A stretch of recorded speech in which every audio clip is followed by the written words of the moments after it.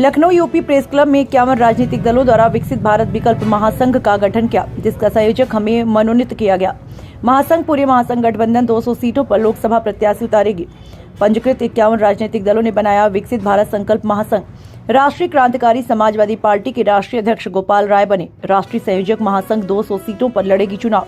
समान विचार वाले दलों से भी कर सकती है गठजोड़। लखनऊ राष्ट्रीय क्रांतिकारी समाजवादी पार्टी के राष्ट्रीय अध्यक्ष गोपाल राय के नेतृत्व में देश के 51 राजनीतिक पार्टियों ने विकसित भारत संकल्प महासंघ बनाकर आगामी लोकसभा चुनाव 2024 में देश के लगभग 200 सीटों पर चुनाव लड़ने का संकल्प लिया और गोपाल राय को नवनिर्मित विकसित भारत संकल्प महासंघ का संयोजक चुना। लखनऊ यूपी प्रेस क्लब में विकसित भारत संकल्प महासंघ द्वारा आयोजित एक प्रेस वार्ता में विकसित भारत संकल्प महासंघ के संयोजक गोपाल राय ने अपनी रणनीति का खुलासा करते हुए कहा, भारत को विकसित राष्ट्र बनाने हेतु हम सभी 51 पार्टियों ने एक मंच पर आने का संकल्प लिया और देश के अंदर जो भी समान विचारधारा वाले दल हमसे विकसित भारत संकल्प महासंघ तालमेल या सहयोग की आकांक्षा रखते हैं, उनसे बातचीत के दरवाजे हमेशा खुले हैं। 51 दलों ने आज पिछले एक सप्ताह पहले बैठक करके एक नाम ये दिया कि जिस तरह से हमारे मोदी जी, योगी जी काम कर रहे हैं, काम बहुत अच्छा कर रहे हैं, लेकिन हम लोगों को भी राजनीतिक दल है तो अपनी पहचान भी बनानी है। पिछली बार 2022 में हम सभी लोगों ने समर्थन भी दिया था भाजपा को और हम लोगों ने 51 दलों का जो बनाया गया है आज, जो हमारे रजिस्टर्ड पार्टियां ये हैं भारत निर्वाचन आयोग से, इसमें मान्यता प्राप्त पार्टी कोई नहीं है। विकसित भारत संकल्प महासंघ बना करके हम सभी लोग पूरे देश के 200 सीटों पर चुनाव लड़ेंगे। 200 सीटों पर चुनाव लड़ेंगे।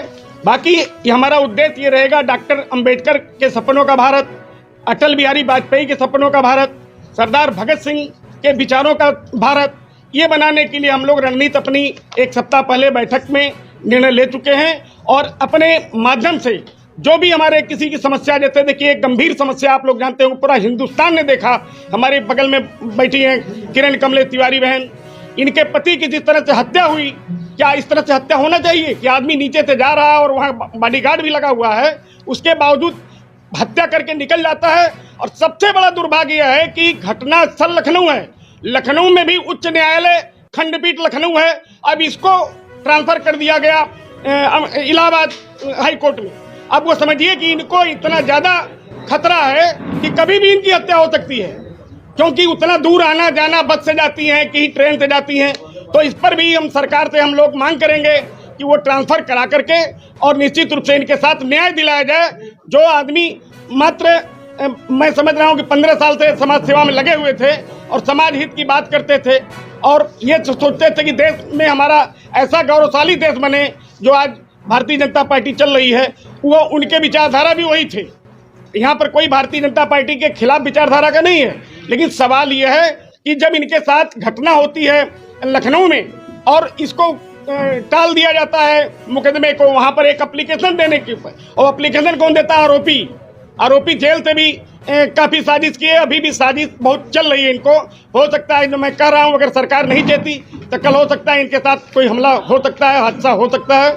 इसलिए मैं उत्तर प्रदेश सरकार, माननीय योगी आदित्यनाथ जी से भी निवेदन करना चाहूँगा कि इनका जो प्रकरण चल रहा है वहाँ पर उसको यहाँ लखनऊ खंडपीठ जो उच्च न्यायालय है उस पर स्थानांतरण करके और उचित कार्रवाई कराने के लिए प्रयास करें, इनकी सुरक्षा भी बढ़ाई जाए। गोपाल जी, आपने कहा 200 सीटों पे चुनाव लड़ेंगे, सबसे बड़ा बात या तो भारतीय जनता पार्टी या तो कांग्रेस है। आपने प्रेस नोट पे लिखा है कि समान विचारधारा के साथ हम विलय कर सकते हैं, तो किसी राजनीतिक पार्टी से आपकी बातचीत हुई कि अगर आप? नहीं, बातचीत नहीं हुई है और विलय हम कैसे कर देंगे? जब हम रजिस्ट्रेशन कराए हुए हैं, हमारे दल हैं, विलय कर देंगे तो भारत निर्वाचन आयोग का यह है कि अगर 5 साल में आप चुनाव नहीं लड़ाते हैं तो खुद ही वो साइड कर देंगे। उनको पॉलिटिकल पार्टियों को रद्द करने का अधिकार नहीं है, वो साइड कर देंगे, लेकिन चुनाव आप नहीं लड़ा सकते और न ही आप नाम ले सकते। इन अहम मुद्दों को लेकर आप चुनाव लड़ने की तैयारी कर रहे हैं? हम मुद्दा देखिए, हमारा मेन ये है कि विकास का मुद्दा, जैसे बहुत सी सरकार ने योजनाएं चलाई हैं, विकास के लिए पैसे जा रही हैं, लेकिन अधिकारियों का करप्शन जो है तहसील स्तर पर, ब्लॉक स्तर पर और ग्राम प्रधान स्तर पर, यहाँ तक ज़्यादा पैसे बंदरबाट हो जा रहे हैं।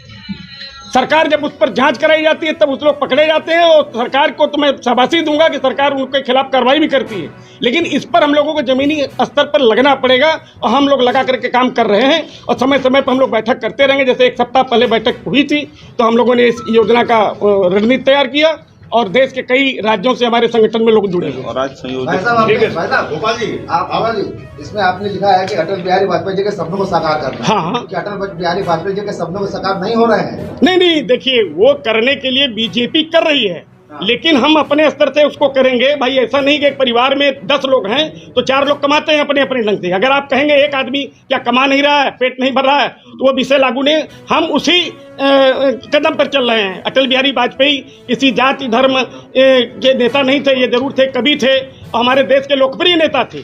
अब जैसे यहाँ राजनाथ सिंह जी हैं, हिंदू मुस्लिम सब वोट देता है उनको, तो विचारधारा हमारा भी वही है।